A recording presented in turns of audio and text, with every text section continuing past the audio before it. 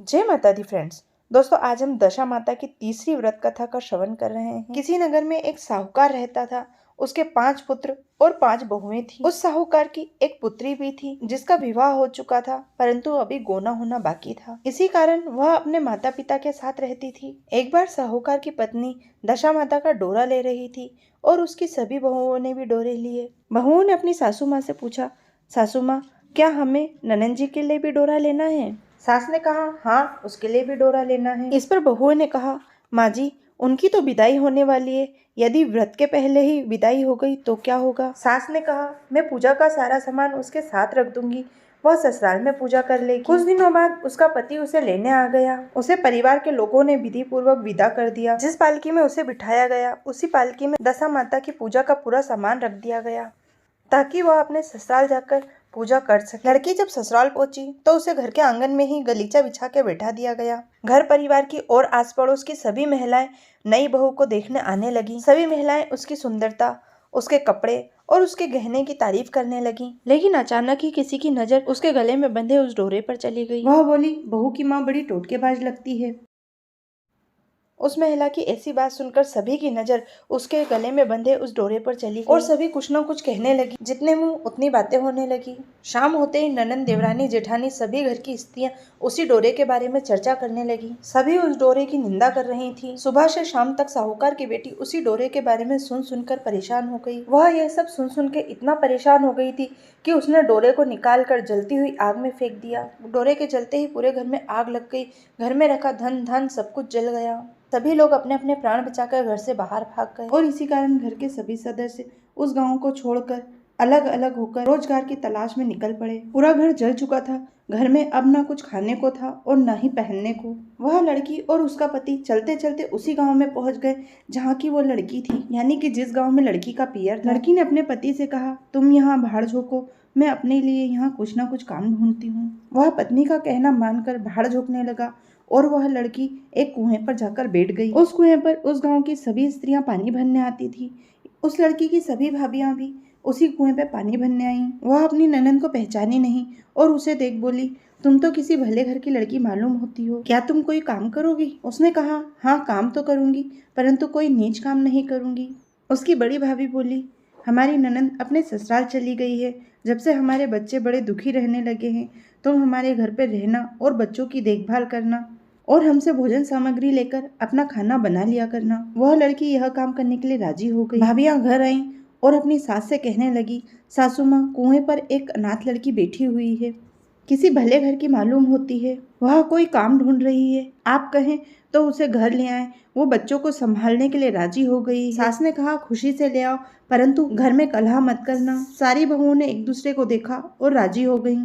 फिर कुएं पर जाकर उसे घर ले आई। वह लड़की बच्चों की देखभाल करके अपना जीवन यापन करने लगी। इसी तरह धीरे धीरे समय बीतने लगा और फिर दशा माता के डोरे लेने का समय आया। फिर सास और बहू सभी ने डोरे लिए। फिर बहुओं ने अपनी सास से पूछा, सासू माँ, क्या इस लड़की के लिए भी डोरा लेना है? उसने कहा, हाँ, ले लो। बहुओं ने कहा, आपने इसी तरह ननंद जी के लिए भी डोरा लिया था, परंतु पूजा से पहले ही उनकी विदाई हो गई थी। अब आप इस लड़की के लिए भी डोरा लेना चाहती हो।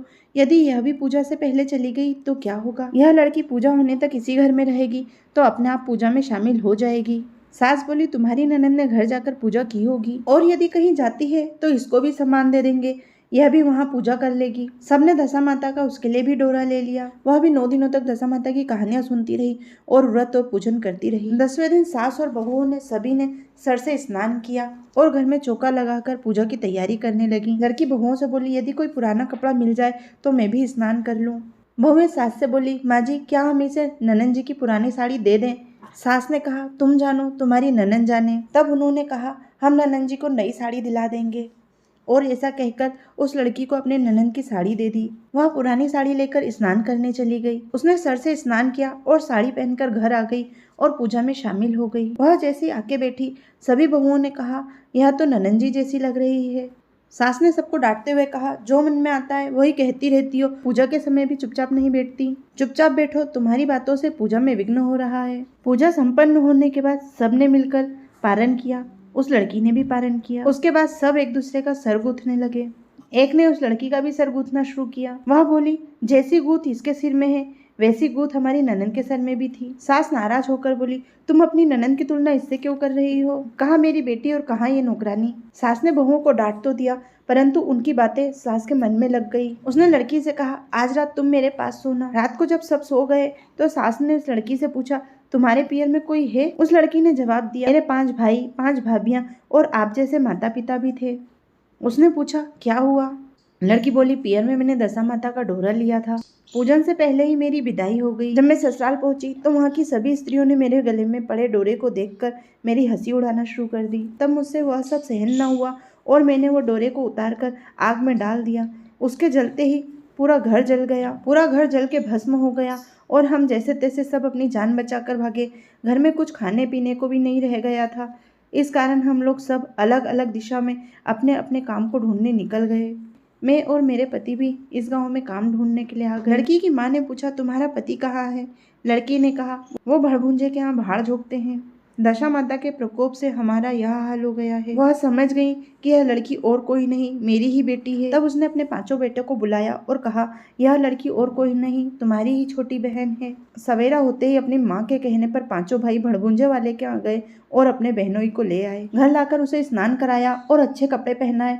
अच्छे कपड़े पहनकर वह साहूकार जैसा दिखने लगा। कुछ दिनों तक वह अपने ससुराल में रहकर अपने घर गया तो वहाँ उसने देखा कि सब लोग वहाँ आ गए हैं और खुशी खुशी रह रहे हैं।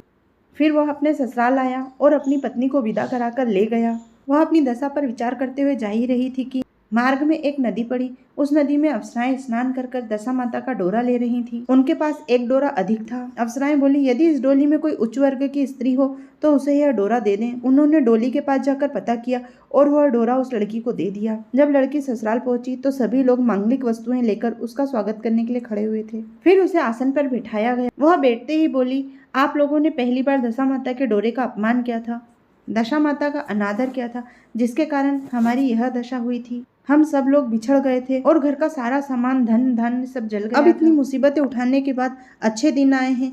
कृपया करके मैंने जो गले में दशा माता का डोरा धारण किया है, आप इसकी कृपा करके भूलकर भी निंदा ना करना। जब मेरा व्रत हो आप सब भी श्रद्धा पूर्वक मिलकर पूजा करें। सबने खुशी खुशी उसकी बात मान ली। 9 दिनों तक व्रत चलता रहा। 10वें दिन विधि पूर्वक डोरे की पूजा की गई। 10 सौभाग्यशाली स्त्रियों को भोजन के लिए न्योता दिया गया। उनका श्रृंगार कर आंचल भरा गया। इस प्रकार दशा माता का पूजन संपन्न हुआ। हे दशा माता, जैसे आप इस लड़की के दिन अच्छे लाए वैसे सबकी दशा अच्छी करना। कथा सुनने वाले, सुनाने वाले और हुंकारा भरने वाले सबकी समस्त मनोकामनाएं पूर्ण करना। बोल दो दशा माता की जय। आशा करते हैं हमारे द्वारा सुनाई गई यह कथा आपको पसंद आएगी। प्लीज़ हमारे चैनल को लाइक शेयर सब्सक्राइब अवश्य कीजिए। जय माता दी।